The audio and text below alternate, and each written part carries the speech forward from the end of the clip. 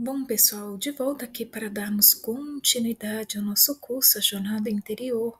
Ainda estamos falando sobre mitos e contos. Mais precisamente, nós estamos na aula dos mitos.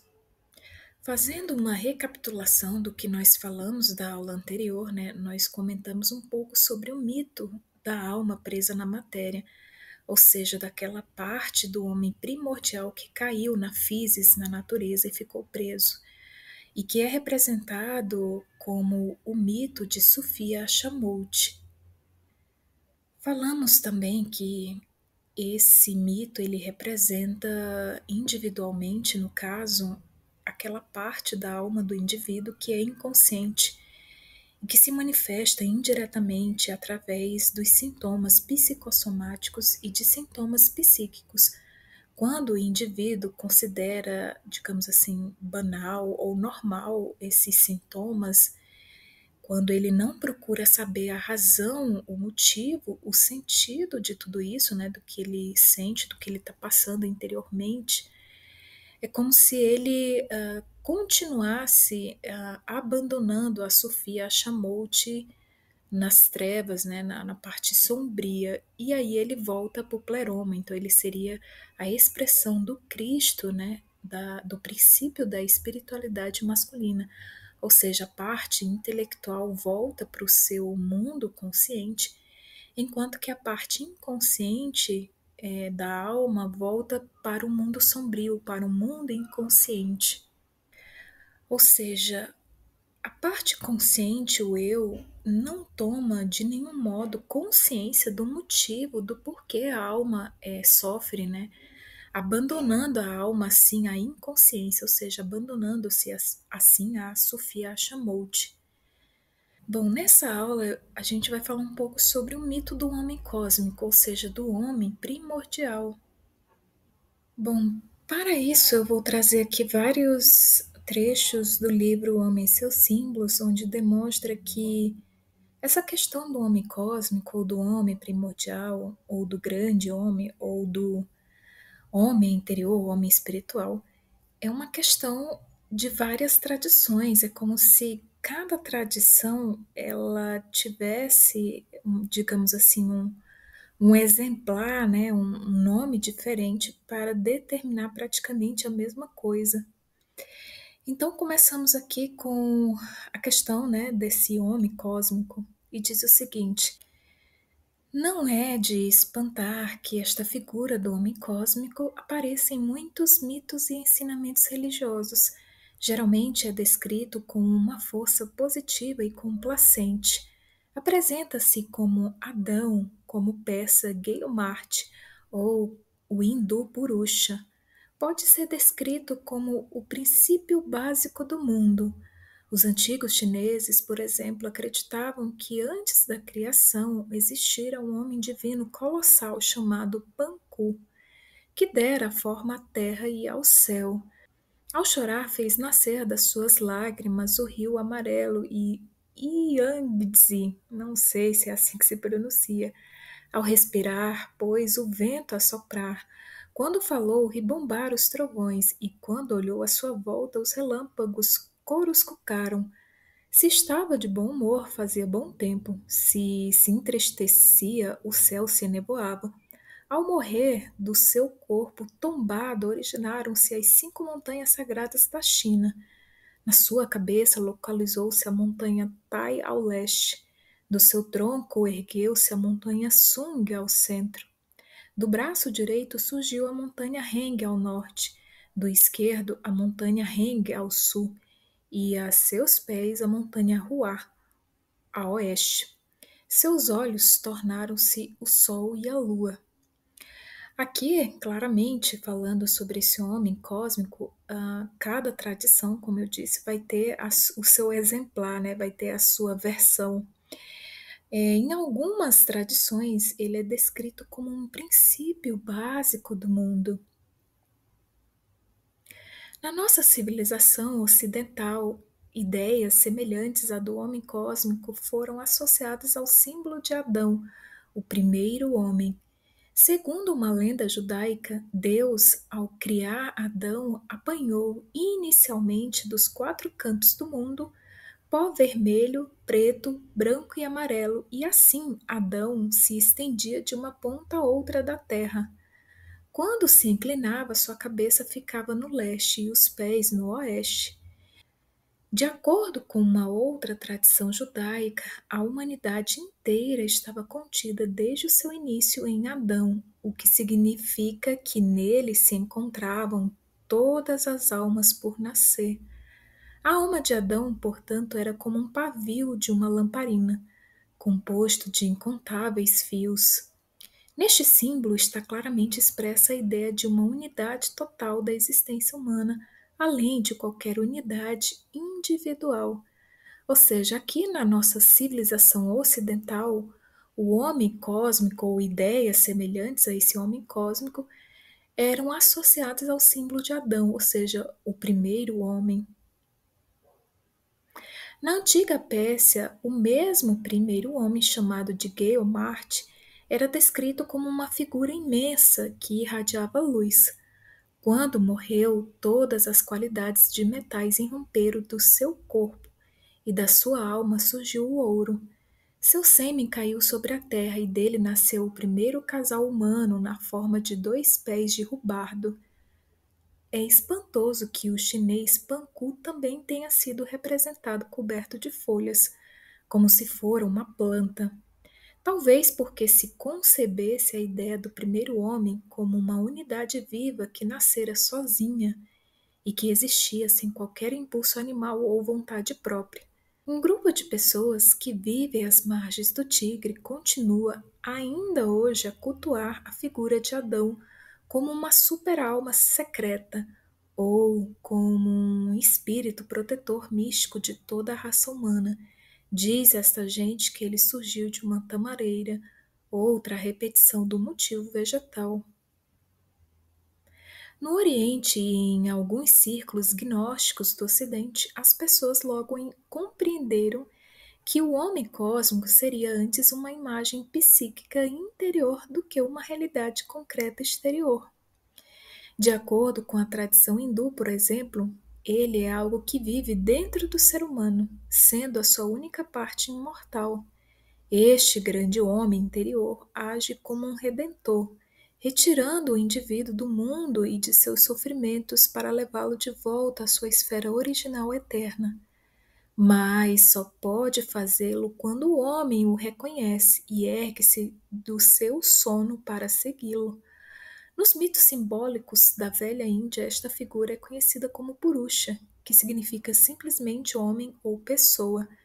Purusha vive dentro do coração de cada indivíduo e ocupa ao mesmo tempo todo o cosmos. Ou seja, no Oriente e em alguns círculos gnósticos aqui do Ocidente, algumas pessoas já pressentiram, tinham uma percepção um pouco mais sutil de que esse homem cósmico, ou seja, de que esse homem primordial, ele seria, na verdade, uma imagem psíquica interior, algo interno do ser humano, do que uma realidade concreta exterior. De acordo com vários mitos, o homem cósmico não significa apenas o começo da vida, mas também o seu alvo final, a razão de ser de toda a criação. Todo cereal significa trigo, todo tesouro natural significa ouro, toda procriação significa homem, diz o sábio medieval mestre Eckhart. E se analisarmos esta observação do ponto de vista psicológico, verificaremos que ela está absolutamente certa. Toda a realidade psíquica interior de cada indivíduo é orientada em última instância em direção a este símbolo arquetípico do self. Em termos práticos, isto significa que a existência do ser humano nunca será satisfatoriamente explicada por meio de instintos isolados ou de mecanismos intencionais, como, por exemplo, a fome, o poder, o sexo, a sobrevivência, a perpetuação da espécie, etc. Isto é, o objetivo principal do homem não é comer, beber, etc., mas ser humano. Acima e além destes impulsos, nossa realidade psíquica interior manifesta um mistério vivente que só pode ser expresso por um símbolo. E para exprimi-lo, o inconsciente muitas vezes escolhe a poderosa imagem do homem cósmico. Na nossa civilização ocidental, o homem cósmico tem sido identificado com Cristo, e na oriental com Krishna ou com Buda. No Velho Testamento, esta mesma figura simbólica aparece como o Filho do Homem, e no misticismo judeu surge mais tarde como Adão Cadmon.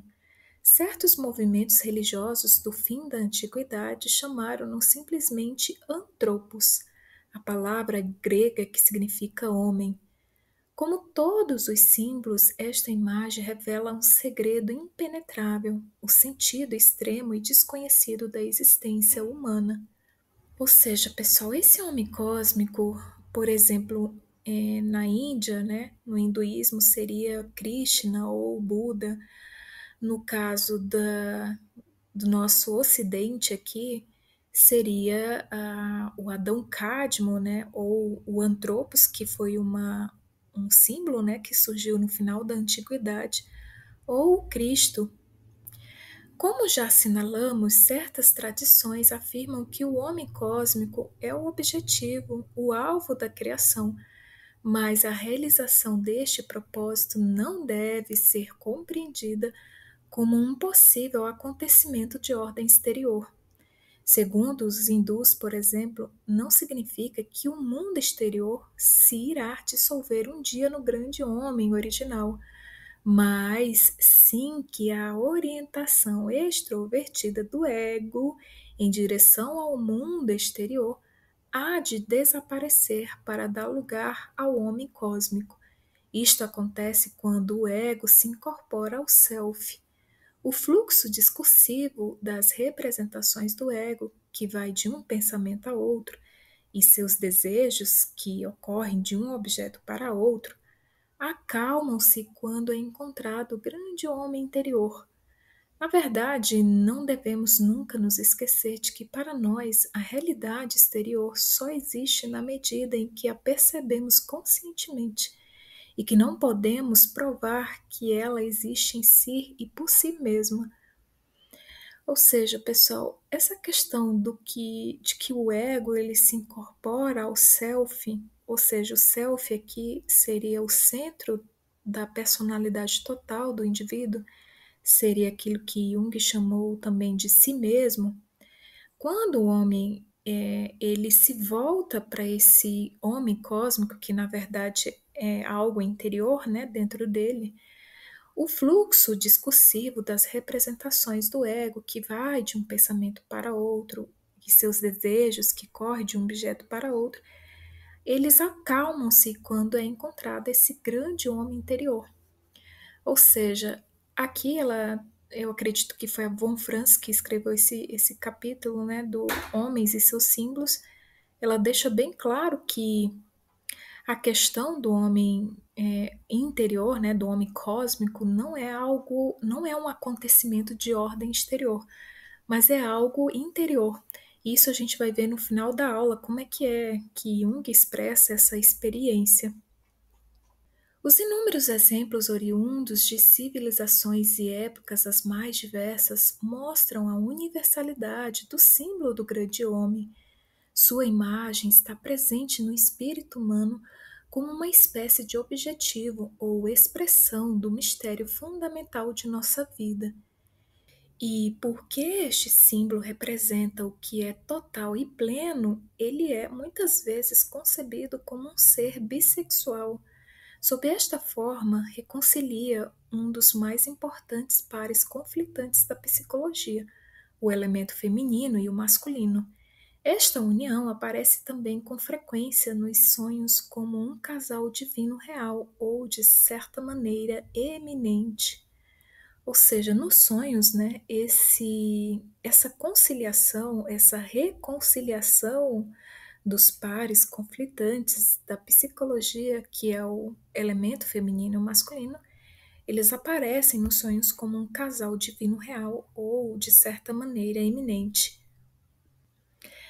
Aqui fica claro também que existe uma universalidade do símbolo do grande homem, que na realidade ela é uma imagem que sempre está presente no espírito humano. E aqui tem uma chave bastante importante. Diz o seguinte: não é o homem empírico que constitui a correspondência com o mundo, como pensavam na Idade Média, mas sim a totalidade do homem anímico ou espiritual, impossível de ser descrita, porque o homem ele é composto pela consciência e pela extensão indeterminável do inconsciente. A designação de microcosmo prova a existência de uma intuição geral, presente também em mim analisando, de que o homem completo é amplo como o mundo, um antropos.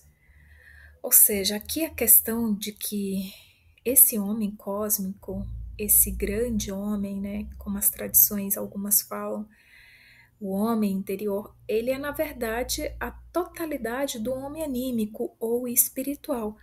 Então, Jung faz aqui uma distinção. Não é o eu consciente, ou seja, somente a parte da personalidade consciente e conhecida do homem que representa esse grande homem primordial. Na verdade, é a totalidade, ou seja, é a união, a composição da parte consciente com a parte inconsciente, sendo que a parte inconsciente ela é uma extensão indeterminável.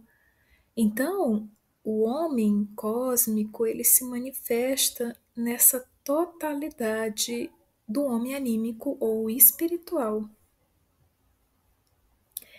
E aí eu coloquei aqui a imagem, né, do nosso desenho, como sempre, né, onde os continentezinhos são as partes da psique, o eu se encontra dentro dessa psique, e aqui nós temos uma figura desse homem primordial abarcando toda a psique do indivíduo, né, toda a personalidade dele, inclusive o eu consciente, bem como a extensão indeterminável do inconsciente. Bom, no livro Arquétipos e Inconsciente Coletivo, Jung fala um pouco sobre esse antropos, o homem espiritual interior e completo, e faz referência a um símbolo antigo chamado ovo órfico, né, que é essa imagem aí que vocês estão vendo, ela é do século XVIII. E aí ele diz o seguinte: o ovo é um germe de vida dotado de um alto significado simbólico. Não é apenas um grande símbolo cosmogônico, mas também filosófico. No primeiro caso, trata-se do ovo órfico, o começo do mundo, do ovo filosófico da filosofia medieval da natureza, ou seja, do vaso do qual surge, ao final do opus alquímico, o homúnculos, isto é, o antropos, o homem espiritual interior e completo. Para a gente entender que no final da obra alquímica, né, surge o homúnculos, na verdade, ele é uma figura, é um símbolo. Na verdade, esse símbolo aqui dessa imagem, que depois eu vou mostrar com mais detalhe no final da aula, ele representa uma fase preliminar do antropos, ou seja, daquela parte do homem primordial que caiu na matéria e ficou preso nela, e que o homem precisa agora extrair, né? Precisa libertar essa parte que está cativa, né? Que está presa na matéria. E aqui mostra o alquimista, né? Extraindo o antropos, ou na verdade o homúnculos, né? Que é um estágio preliminar do antropos, retirando ele do vaso alquímico. Voltando ao nosso texto, diz o seguinte: do vaso do qual surge ao final do opus alquímica o homúnculos, isto é, o antropos, o homem espiritual interior e completo. Na alquimia chinesa é o Shenzhen, não sei se é assim que se pronuncia, mas é uma palavra chinesa, né, que significa o homem completo. A partir dessa insinuação, eu já podia ver a solução prevista pelo inconsciente, isto é, a individuação, pois é este processo de transformação que solta o ser humano da prisão do inconsciente. Ou seja, aqui Jung faz uma relação, né, no livro ele faz uma relação, do que está acontecendo com uma paciente dele, que ele prevê que o inconsciente, ou seja, a solução que o inconsciente dá é a individuação, ou seja, é o processo que transforma e solta o ser humano da prisão do inconsciente. Aqui, esse homem que é solto da prisão do inconsciente, em parte, ele é o homem espiritual, ou seja, esse homem cósmico interior, né? E aí, fazendo referência ao ovo cósmico, o ovo do mundo, o ovo órfico, ele é um motivo mitológico encontrado nas cosmogonias de muitas culturas, que está presente na cultura, por exemplo, proto-indo-europeia e em outras culturas e civilizações. Normalmente, o ovo do mundo, ele é um começo de algum tipo, e o universo ou algum ser primordial surge por descobrir do ovo, às vezes deitado nas águas primordiais da Terra. Ou seja, ele é um símbolo mitológico, né, o ovo órfico, um símbolo mitológico de algum tipo de começo, né? Algo de primordial que deve surgir do ovo. E aí, pessoal também trouxe essa imagem do livro Psicologia e Alquimia, onde a conclusão do processo aqui, que seria o processo alquímico, diz o seguinte: provido de olhos, prossegues teu caminho. O Hermes aqui, como Antropos, e o Artífice e a Soro, né, que é o casal embaixo, ligados pela corda tripla. Embaixo nós temos Hércules, que é um símbolo predileto devido aos seus trabalhos, ou seja, da obra, né? Ao fundo, a escada que já não é necessária. Então, essa imagem ela representa o antropo subindo aos céus.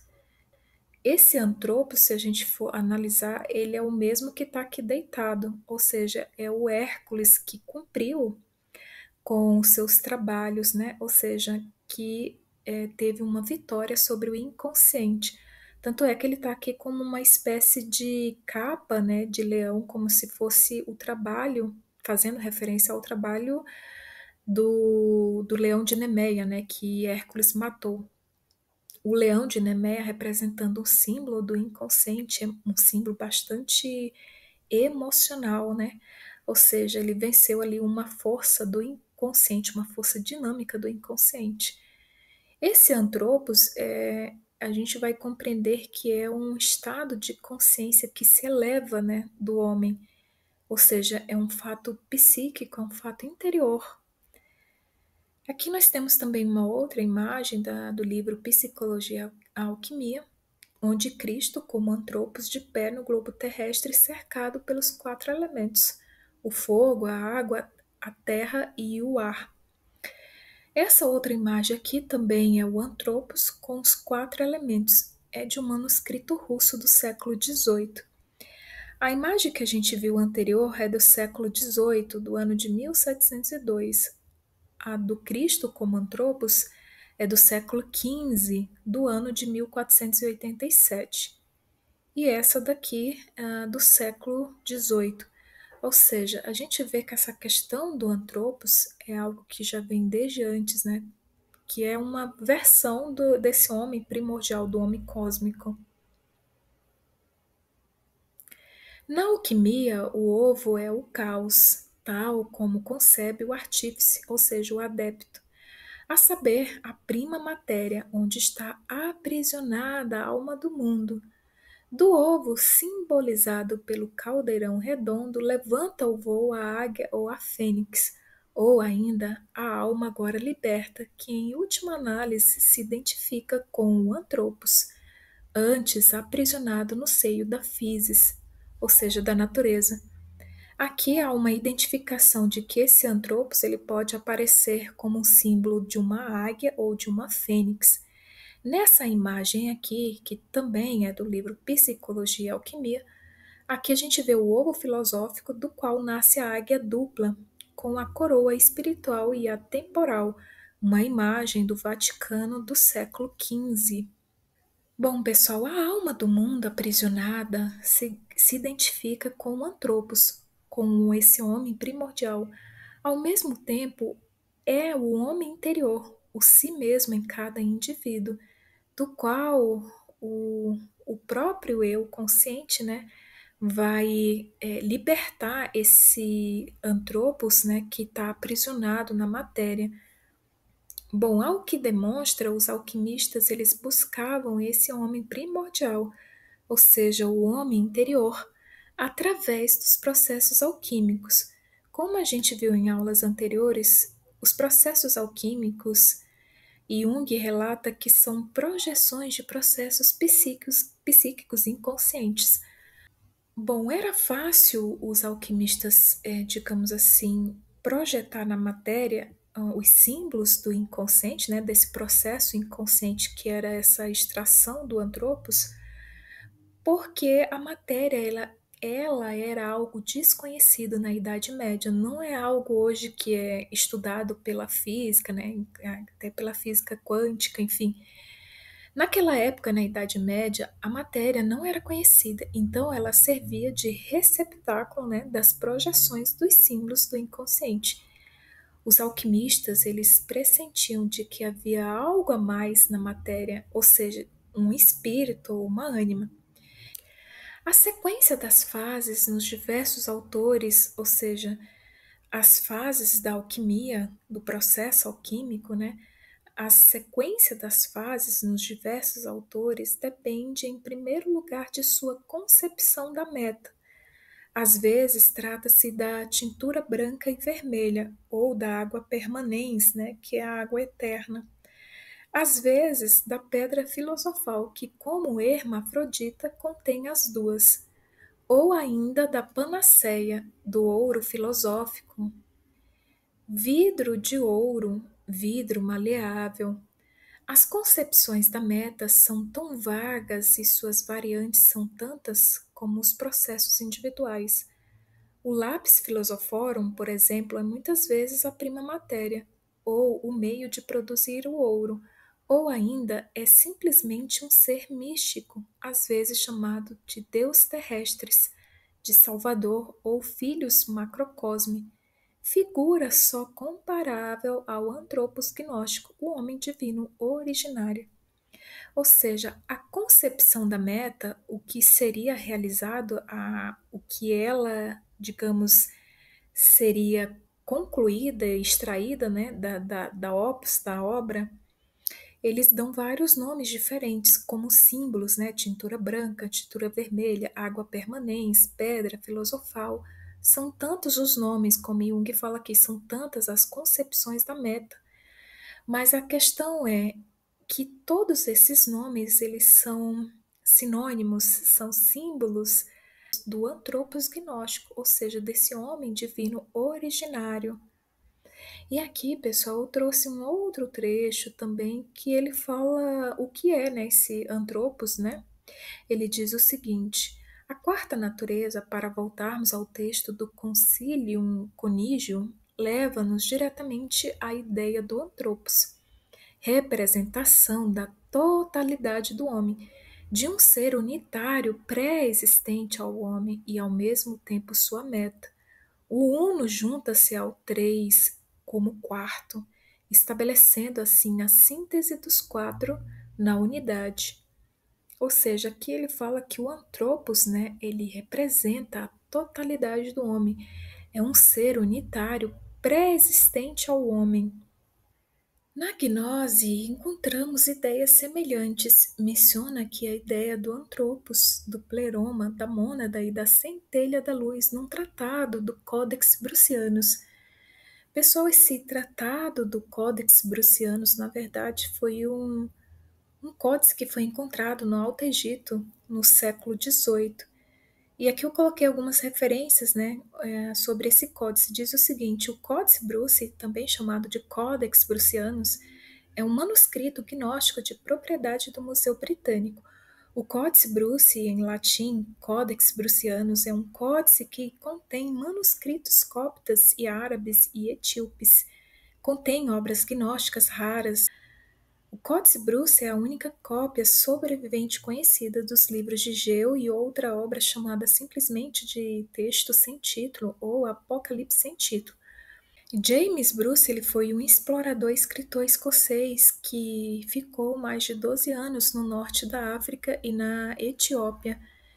O viajante escocês James Bruce comprou o códice por volta de 1769, enquanto estava no Alto Egito, perto de Medinet Habu. Ele supostamente, ou seja, o códice havia sido encontrado nas ruínas de um edifício outrora habitado por monges egípcios.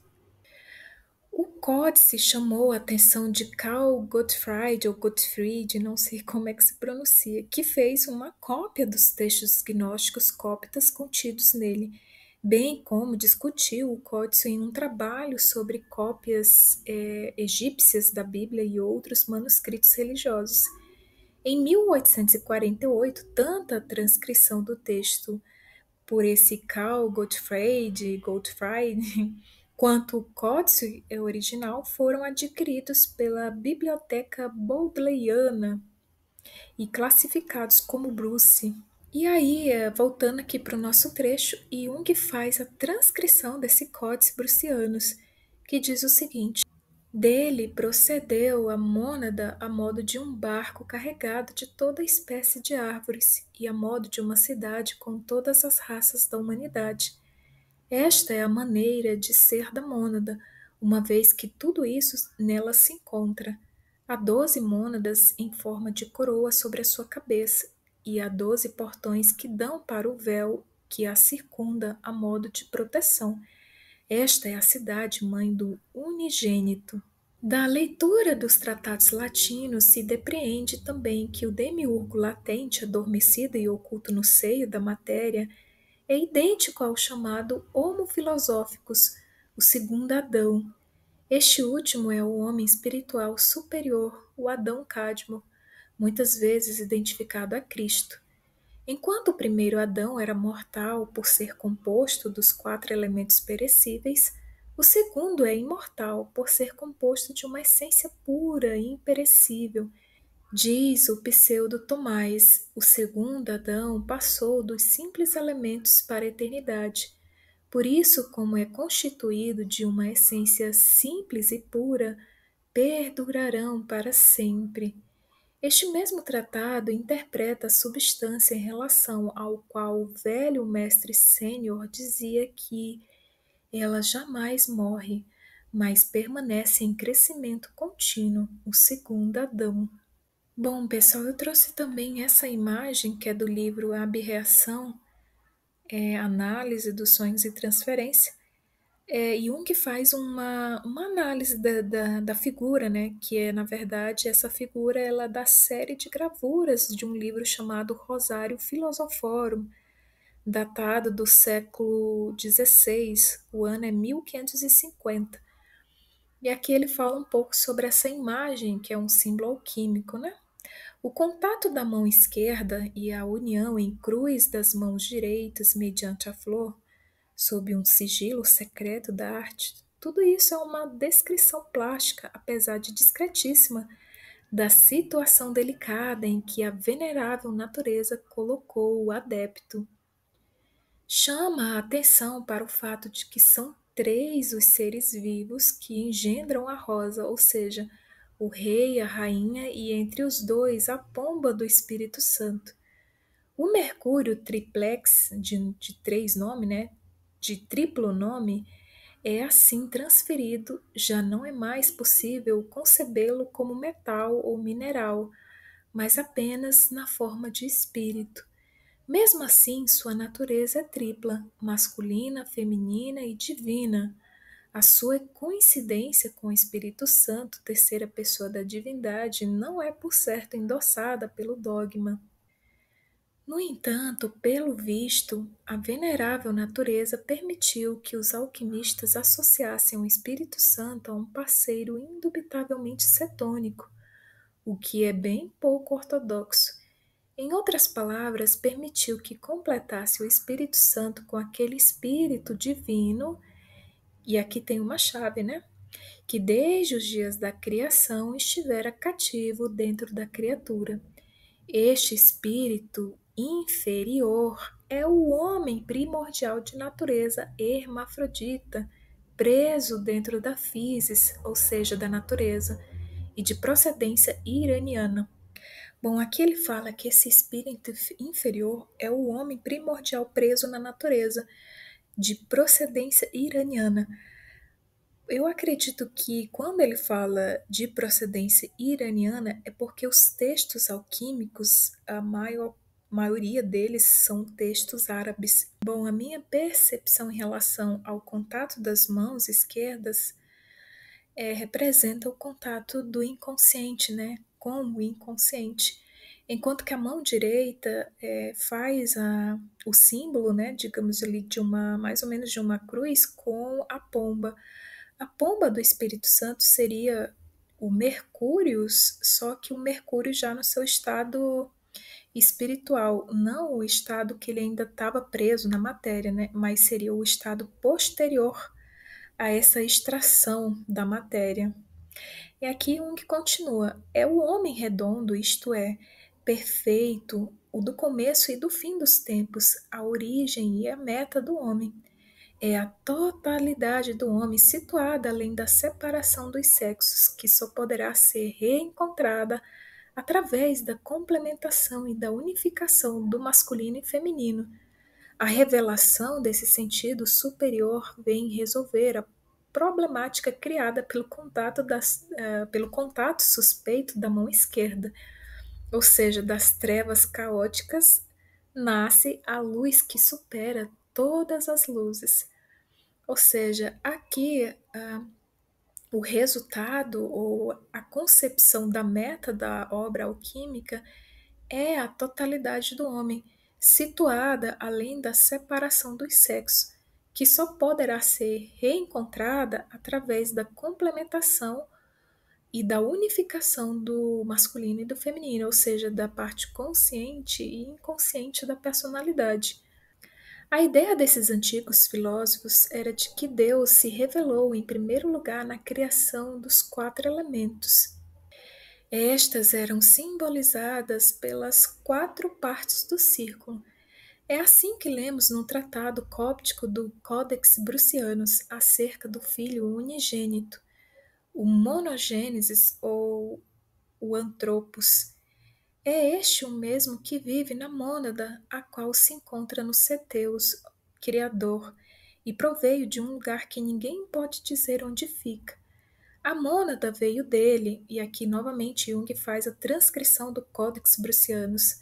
A mônada veio dele a modo de um navio carregado de todas as coisas boas, a modo de um campo cheio de todas as espécies de árvores, ou a modo de uma cidade povoada de todas as raças humanas. No véu que a envolve como um muro de proteção há 12 portas.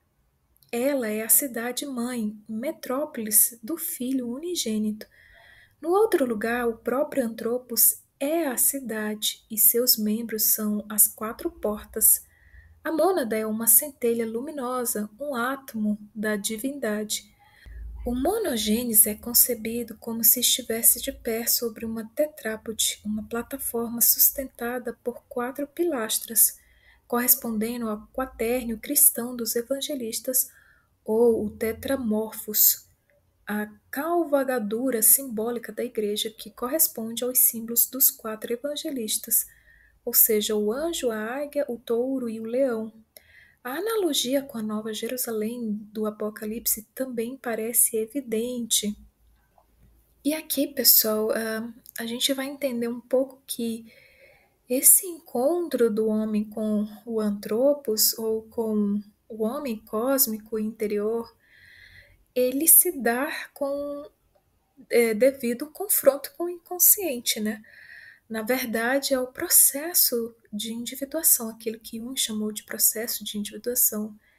E aí eu trouxe um trecho que fala sobre isso. Diz o seguinte: não sei quantas pessoas atualmente são capazes de imaginar o que significa o confronto com o inconsciente. Receio que sejam pouquíssimas. Por outro lado, tal confronto é o esforço de compreender o mundo dos arquetipos da alma. Por outro, é a luta contra o perigo da fascinação que ameaça o lado racional, o que procede das alturas e profundidades incomensuráveis do paradoxo da verdade anímica sem mediação. Ou seja, essa luta para que o lado racional ele não se dissolva, né, no inconsciente, procede de que a mente consciente, a parte consciente, ela procede das alturas até aquelas profundidades incomensuráveis do paradoxo da verdade anímica. Paradoxo porque a gente sabe que é dual, né? Existe essa ambivalência da divindade, né? Ela não é somente algo bom, mas ela pode ser algo destrutivo devido à força instintiva. Então ele fala, né? O qual procede das alturas e profundidades incomensuráveis do paradoxo da verdade anímica sem mediação. O espírito mais denso e concreto do mundo diurno atinge aqui o seu limite. Para os homens de temperamento mais crasso, como Dorneu aqui é um autor de livros alquímicos, da filosofia alquímica, né? Ele fala, para os homens de temperamento mais crasso, Dorneu, por exemplo, não há aqui caminho algum para as regiões inexploradas ou inexploráveis, não invocadas, não invocáveis. E neste lugar não irrompe o espírito aquático, a alma úmida aparentada à matéria, diz Paracelso. Aqui o espírito humano se confronta com sua própria origem, seu arquétipo, a consciência finita de sua condição prévia. O eu mortal se confronta com si mesmo eterno, o antropos, o purusha, o atma ou qualquer outro nome que a especulação humana tenha dado àquela pré-consciência coletiva na qual o eu individual se encontra.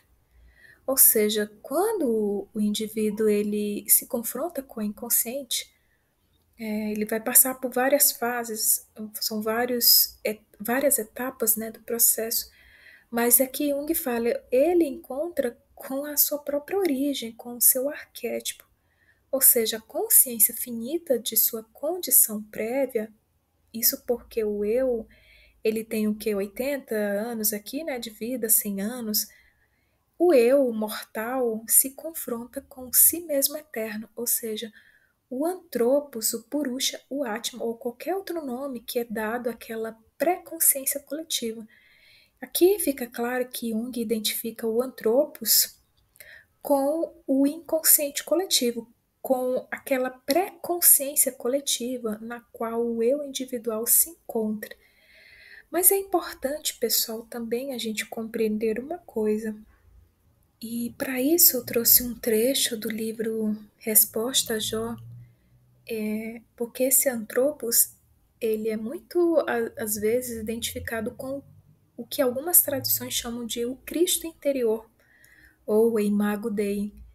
E aí eu trouxe esse trecho do livro que diz o seguinte: sobre o caráter indiferenciável da imagem de Deus e do inconsciente, a imagem de Deus não coincide propriamente com o inconsciente em si, mas com um conteúdo particular deste último, isto é, com o arquétipo do si mesmo.